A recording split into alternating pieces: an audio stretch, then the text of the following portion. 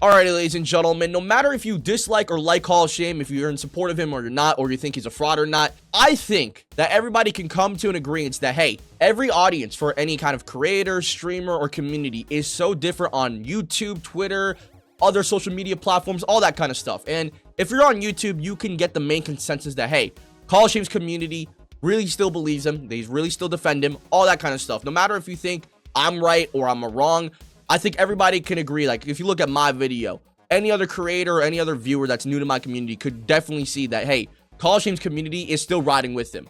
But if you go on Twitter, right, Call of Shame's community is basically gone. I'm getting people tweeting out that they were fooled, that they were shocked about the entire debunking and exposing of Call of Shame's community and his content and his takes and his anti-cheat and so many other things. But this entire drama for Call of Shame has led to a lot of YouTubers calling out YouTube, right? Team YouTube, YouTube themselves, actual employees at YouTube that have the power to do this kind of stuff. There's been multiple YouTubers and people coming out on Twitter asking YouTube to terminate and delete Call of Shame's entire channel.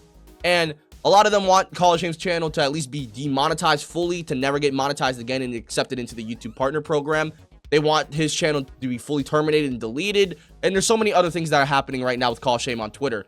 And if I'm being honest, ladies and gentlemen, it's bad. It's gotten super bad for Call of Shame, because no matter if he's right or not, right, at the end of the day, most of his content from the past to now is still AI generated, okay? There's a huge reason why Call of Shame's been making a lot of posts about changes that he's making, because he does not want to lose the channel anymore, because what? It went from an 8-person group to a bigger group to now just a 1-person, 1-man show. I don't know what the fuck's going on over there, but literally, there are so many people, so many YouTubers coming out and trying to get Call of Shame deleted. No matter if you think he deserves to be or not, listen, that's up to you. Let me know in the comments below. But at this point, between both groups that are against Call of Shame, that are with Call of Shame, I just literally need to see what people are thinking about Call of Shame if he were to get deleted, and ask you guys about, hey, what are your guys' thoughts on YouTubers coming out with hundreds of thousands of subscribers, right? Asking for his channel to be fully demonetized and fully terminated from the website, because that's a huge thing. Okay, when people are coming together to ask for your channel to get demonetized, for one, is crazy, but to get it fully terminated, oh my god, how much did you have to do to get that many people pissed off for them to go out and ask for your termination of your channel? Dude, that is insane. But if you guys think I'm lying, I have 2 tweets of 2 big YouTubers and content creators and streamers calling out YouTube to terminate Call of Shame's channel, okay? A guy by the name of Otter, who is a competitive player with 550,000 followers across YouTube, Facebook, TikTok, Twitch, and X, tweeted out this: I'm baffled that a clearly almost fully AI generated channel gets to skirt the AI disclosure policies and monetize their misleading, hateful content on your platform.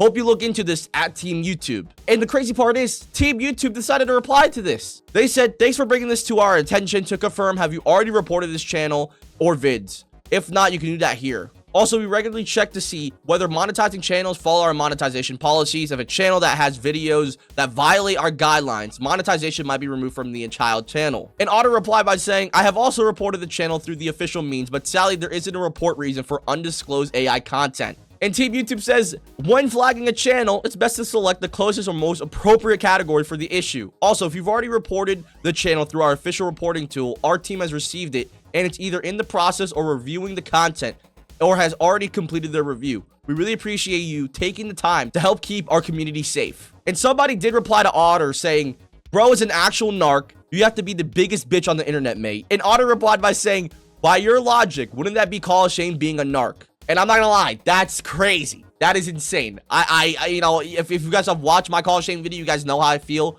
about, you know, Call of Shame and his content, right? But still, going out publicly on Twitter where everybody's using Call of Shame as a source, right? And then apparently he got exposed and debunked. Everybody switched their opinion on Call of Shame, no longer trust him on Twitter, okay, on Twitter, right? And now everybody's in full support of his channel getting deleted. Yikes. That, like, no matter what you think, right?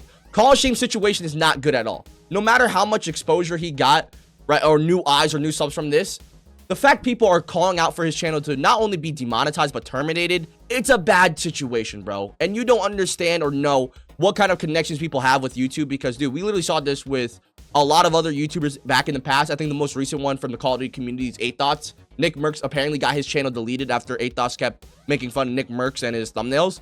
But it's bad. the situation's gotten really bad for Call of Shame. No matter if you think he's right or wrong, or if he's all good to be trusted or not, he's in a bad spot because YouTube's getting notified about this multiple times, and it doesn't end there, okay? Like I said earlier, there are multiple YouTubers coming out publicly against Call of Shame on Twitter, asking for his channel to be deleted. So this is Tactical Brit, who has over, 160,000 followers and subs on Twitch, and I'm pretty sure YouTube as well, and he's arguably the biggest Battlefield creator of all time when it comes to popularity and being known and actually being good at the game. He tweeted out this: "I'm glad people are finally going on the offensive with this quote-unquote channel. It's always been nothing but misinformation spouted in a format to try and get easy clicks from brain-dead people. Really, the honest is on YouTube now to terminate it, not only for being AI slop, but trying to shift an anti-cheat that very likely is just straight malware, and the very brazen attacks on popular figures for attention. I've already had that conversation with them. The more it happens, the better. Days are numbered on the AI policy, and it would clean up the space for actually knowledgeable people to tackle issues in the scene."